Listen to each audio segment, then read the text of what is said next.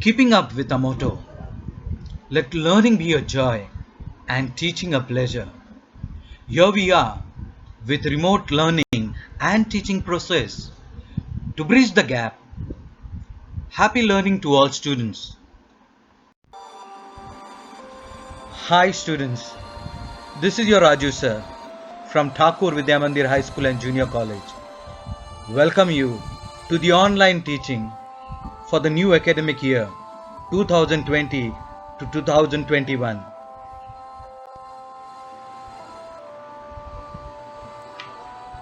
We have learnt about the Western tradition of historiography in the last lesson. In this lesson, Historiography, Indian tradition, we will know about the tradition of especially our country. Historiography in the modern period. In the 20th century, the Indian archaeological exploration and research started under the British rule. A number of ancient sites were excavated under the supervision of Sir Alexander Cunningham, the first Director General of the Archaeological Survey of India. He chose mainly the sites mentioned in the Buddhist texts for this purpose. Harappan civilization was discovered during the tenure of Sir John Marshall. Because of this discovery, the antiquity of Indian history could be traced to the 3rd millennium BCE or even earlier. Many British officials in India wrote about Indian history. Their writings display strong influence of the colonial policies of the British. 3 volumes of the History of British India, written by James Mill, were published in 1817. This was the first book on Indian history written by a British historian. It clearly reflects an absence of objective perspective and prejudice about various aspects of the Indian culture. The History of India, written by Mount Stuart Elphiston, Governor of Bombay, now Mumbai, was published in 1841. The period of Maratha Empire is very important in the Indian history.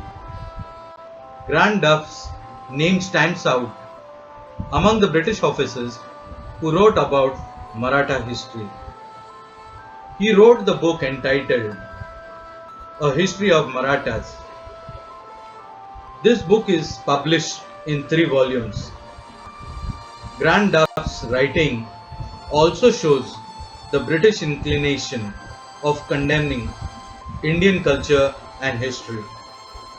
Similar tendency is witnessed in Colonel Todd's writing about Rajasthan history. The 2 volumes by William Wilson Hunter on Indian history show a somewhat impartial treatment of the subject. Well, Nilkant Janardhan Kirtane and Vishwanath Kashinath Rajwade were 2 Indian historians who took upon the task of exposing the limitations of Grant Duff's writings.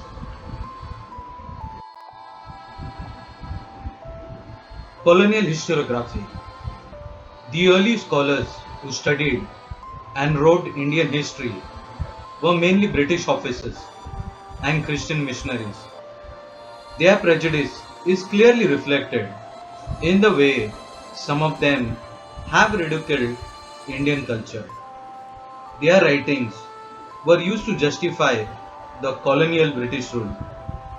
The 5 volumes of Cambridge History of India, published during 1922 to 1937, are distinct examples of colonial historiography. Orientalist historiography. Many European scholars felt curious about civilizations and countries of the East. Some of those scholars felt admiration and respect for them. These scholars were known as Orientalists. The Orientalists studied the similarities between Sanskrit and some of the European languages. They focus more on Vedic tradition and Sanskrit literature. Their studies resulted into formulating the notion of an ancient language that could be the mother of all Indo-European languages. In 1784, Sir William Jones founded Asiatic Society in Kolkata. It opened the doors for research in ancient Indian literature and history. Among the Orientalist scholars, Friedrich Max Müller deserves a special mention. In his opinion, Sanskrit was the most ancient language of Indo-European languages. He was deeply interested in Sanskrit literature. He first translated the Sanskrit text of Hitopadesh. He was the editor of 50 volumes of the sacred books of the East. He also compiled Rig Veda, which has been published in 6 volumes. He translated Rig Veda in German. Lately, Edward Said, a scholar who has re-evaluated the Orientalist writings, has thrown light on imperialistic interests of Orientalist scholars.